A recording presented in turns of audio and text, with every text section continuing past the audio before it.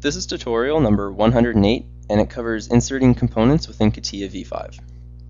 To start off, open up a new product file, and what we're going to do is we're going to insert components into this product file.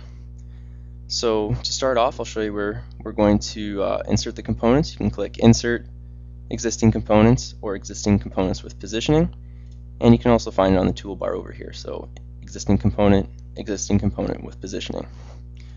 Now the difference between the two is that you're able to position it when you put it in. If you don't position it, they're all going to be put on at the same point, and all your components are going to be kind of squished on top of each other. So what we're going to do in this tutorial is I'm going to insert a few of the guitar components, and I'm just going to show you an example of throwing it in with existing and throwing it in with positioning. So let's throw it in with existing, so click Existing Component. Now what you're going to have to do is click the product you want to put it into. So you're going to have to click Product 2, or whatever your product or assembly is called. Now it's going to prompt you to select the part you want to put in. So let's click the base, click OK, and now it's put in the base.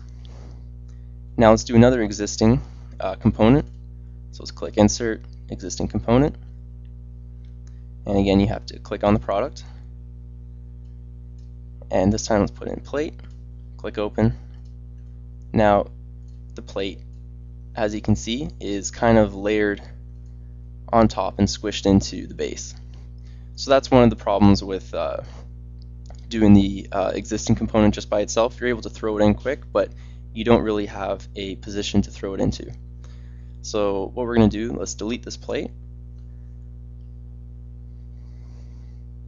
And let's do the same thing, but this time what we're going to do is we're going to insert it with position. So click Insert with Positioning, click the product, click the plate again, click Open, and now you can see again it's in the same position. So it's kind of like the problem that we have when we're inserting components, is we're going to have it smushed like that. So what you're able to do though is just move it around in here. So you're able to just toss it around, or you can even click on here and just move it around. So once you've done that, just click OK.